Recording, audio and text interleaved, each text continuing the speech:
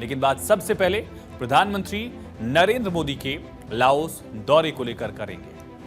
Act east policy की शुरुआत नवंबर 2014 में हुई थी, जब प्रधानमंत्री ने कुर्सी संभाली और इसमें एक पॉलिसी लेवल पर एक बड़ा बदलाव किया गया और एक्ट ईस्ट पॉलिसी की शुरुआत हुई।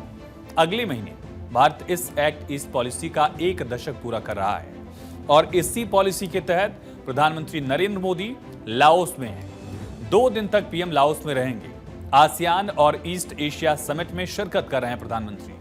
और प्रधानमंत्री नरेंद्र मोदी जब लाओस पहुंचे तो उनका ग्रैंड वेलकम किया गया। तस्वीरें आपके सामने हैं। लाओस में प्रधानमंत्री मोदी का शानदार स्वागत किया गया है। पीएम मोदी जब होटल पहुंचे तब वहां पर भारतीयों के बीच मौजूद रहे। पीएम मोदी को बौद्ध भिक्षुओं ने भी धन्यवाद दिया, स्वागत किया उनका।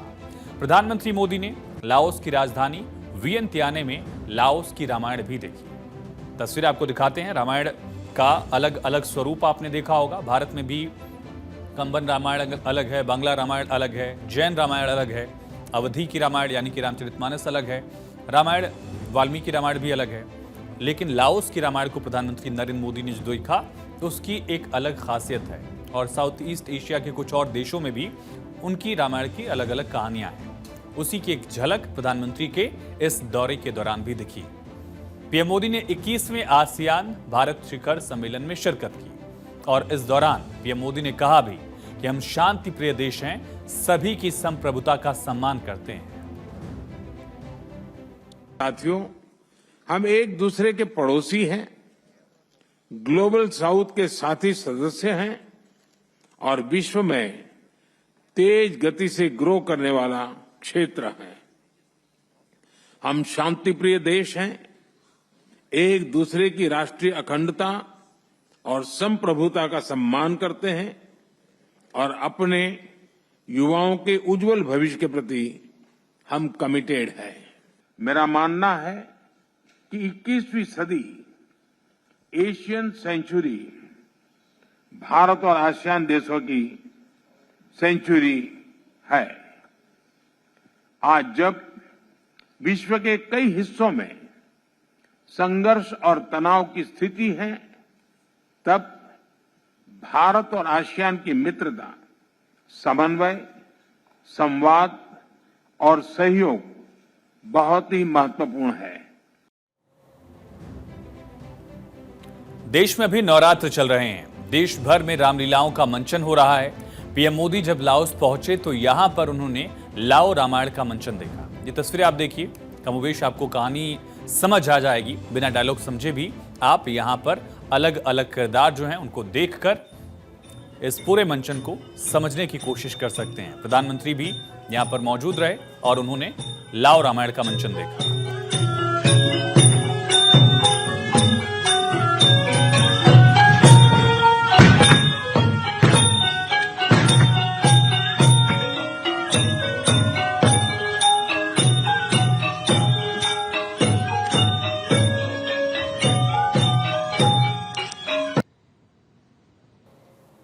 और मंचन देखने के बाद तमाम जो किरदार हैं उनका हौसला भी प्रधानमंत्री ने बढ़ाया। तो उनसे बात भी प्रधानमंत्री नरेंद्र मोदी की तरफ से की गई और बाकायदा गायत्री मंत्र का उच्चारण करके भारतीय समुदाय ने लाओस में प्रधानमंत्री नरेंद्र मोदी का स्वागत किया। किस तरह से स्वागत किया गया सुनिए, देखिए।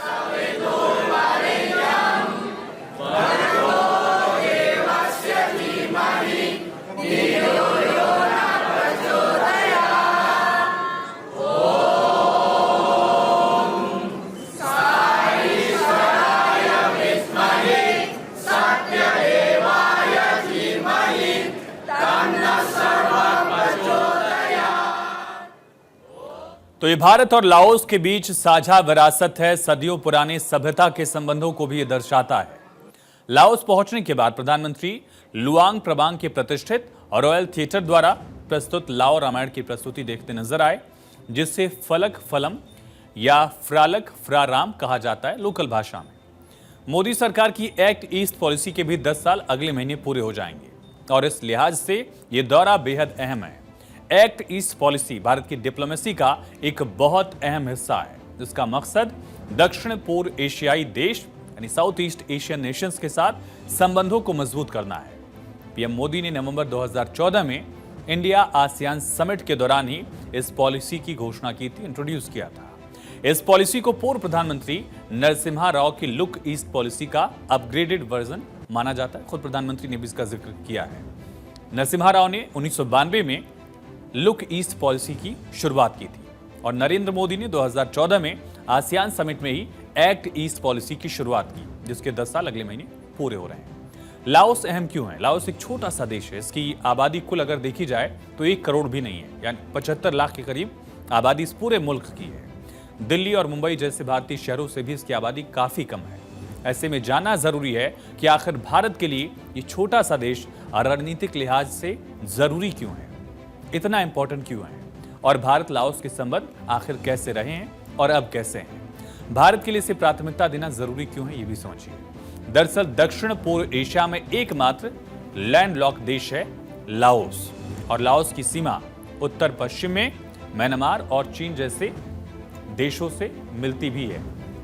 अब चीन देख रहे हैं, वियतनाम देख रहे हैं, चीन का भी एक हिस्सा जो है वो लाओस से मिलता है और इसी तरह से वियतनाम भी बॉर्डर शेयर करता है दरअसल लाओस से। कंबोडिया भी एक हिस्से में बॉर्डर जो है लाओस से साझा करता है और इधर थाईलैंड से बॉर्डर सटा हुआ है। और ठीक आप देख रहे हैं भारत का पड़ोसी मुल्क जो है म्यांमार, उससे भी लाओस का बॉर्डर साझा है और उधर जो आप पूरा हिस्सा देख रहे हैं जो मैप में है वो भारत का बॉर्डर है। चीन पूर्व में है, वियतनाम है, दक्षिण पूर्व में कंबोडिया है, पश्चिम और दक्षिण पश्चिम में थाईलैंड से इसकी सीमाएं लगती हैं, यानी बहुत दूर नहीं है भारत से। और एक ऐसा देश है जो लैंड लॉक्ड है, जिसकी कहीं भी समुद्री सीमा नहीं है। इन तमाम देशों से ये बॉर्डर साझा करता है म्यांमार जो भारत का पड़ोसी मुल्क है, थाईलैंड, कंबोडिया, वियतनाम और चीन। साउथ चाइना सी से दूरी ज्यादा नहीं है, भले लैंडलॉक्ड हुई।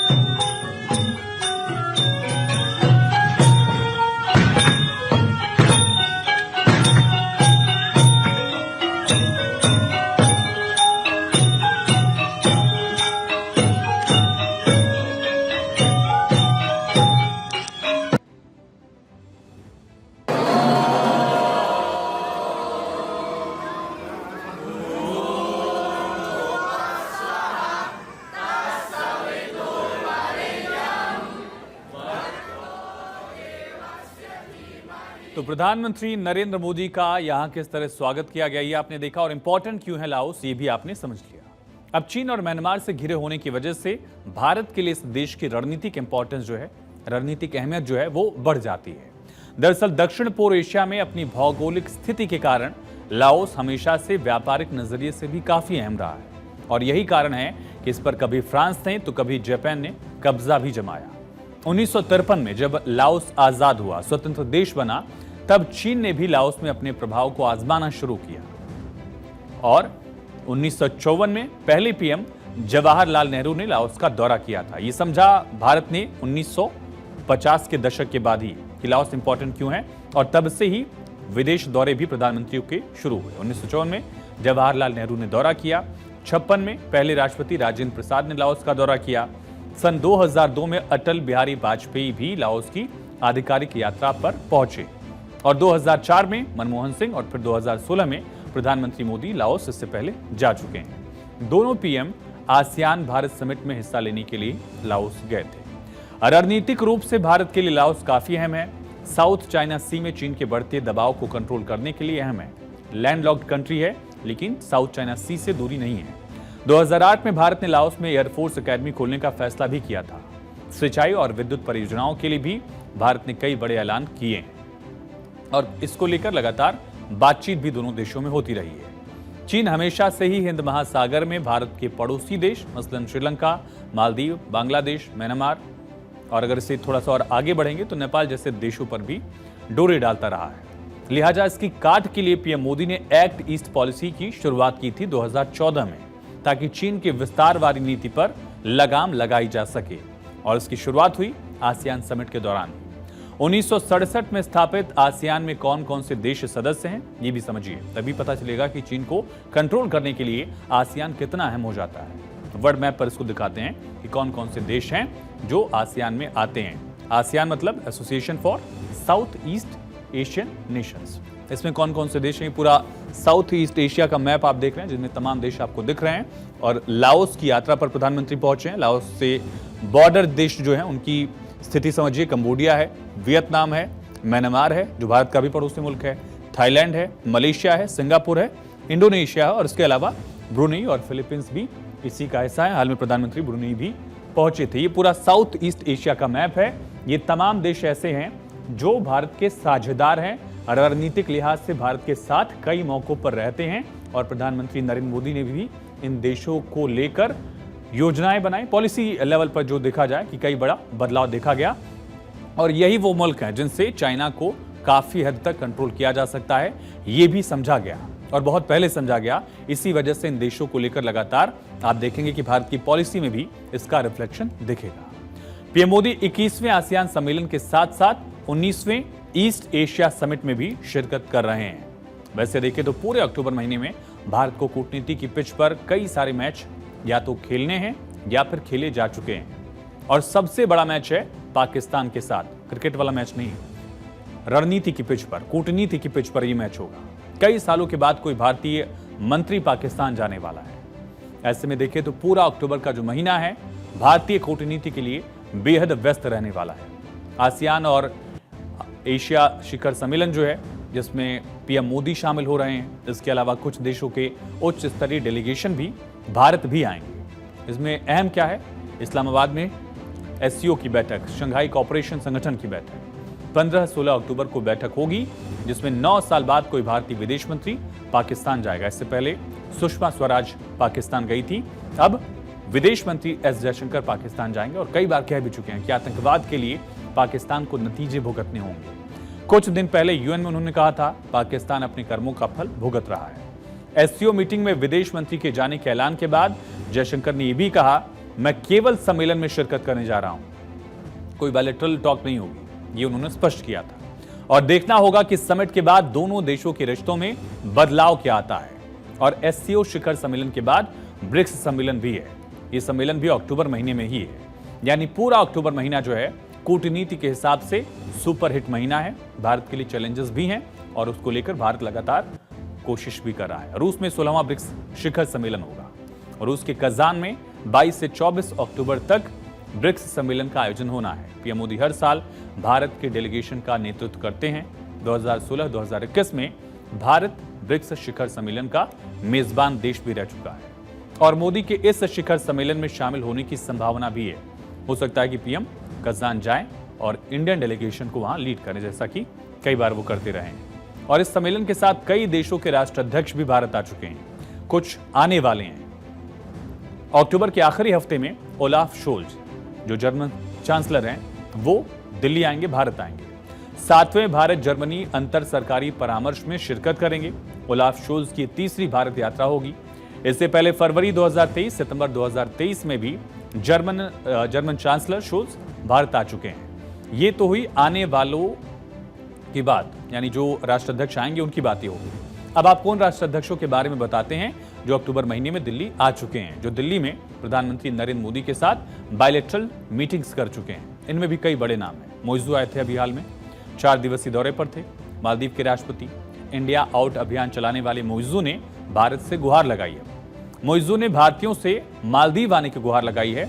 जो कभी इंडिया आउट कहा करते थे वो इंडियंस के लिए इनका रास्ता दिखा रहे हैं कि आप आइए, हमारा पर्यटन बढ़ाइए। और मोइजू से पहले जमैका के प्रधानमंत्री भी भारत आए थे। एंड्रयू होलनेस ने 1 अक्टूबर को प्रधानमंत्री नरेंद्र मोदी के साथ द्विपक्षीय वार्ता की थी। इसमें दोनों देशों के बीच संबंधों को मजबूत करने के लिए 4 समझौते भी किए गए। ये समझौते खास तौर पर डिजिटल वित्तीय सेवाओं और खेल के क्षेत्र में सहयोग पर केंद्रित रहे। और जमैका वापस पहुंचने पर एंड्रयू होलनेस ने अपने देश की संसद को बताया कि उनकी भारत यात्रा शानदार तौर पर सफल रही थी। एंड्रयू होलनेस जमैका के प्रधानमंत्री जब अपने देश पहुंचे तो संसद में क्या कहा, ये समझिए। कहा, हमारी पहली भारत यात्रा थी, शानदार थी, सफल थी और ये जमैका भारत संबंधों में एक नए युग की शुरुआत का प्रतीक है।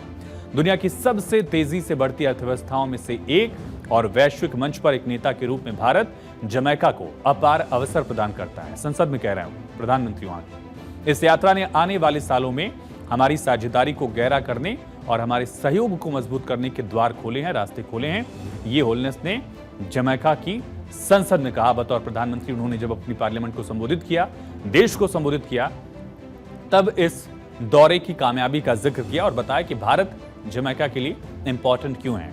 और जब वो भारत दौरे पर आए थे तब भी उन्होंने भारत की तारीफ की थी, वैक्सीन मैत्री की तारीफ की थी कि कोविड के उस मुश्किल वक्त में जब भारत ने जमैका समेत पूरे दुनिया के तमाम देशों की मदद की थी, उसमें जमैका ने भी अपनी तरफ से भारत के लोगों का आभार जताया। एंड्रयू होलनेस ने भारत के लोगों का आभार जाहिर करते हुए भारत की सरकार को शुक्रिया अदा किया था। तो भारत की कूटनीति का लोहा अमेरिका, रूस समेत दुनिया के सभी ताकतवर मुल्क मान रहे हैं। रूस यूक्रेन युद्ध हो या इजराइल हमास युद्ध, भारत ने पूरी समझदारी के साथ शांति सद्भावना का संदेश दुनिया के सामने रखा है। और अक्टूबर महीने यानी जो महीना चल रहा है, इस महीने में भारत कूटनीति की पिच पर एक साथ कई मैचेस खेल रहा है। इसका असर भी आने वाले दिन और महीनों में दिखेगा, इसकी पूरी संभावना है।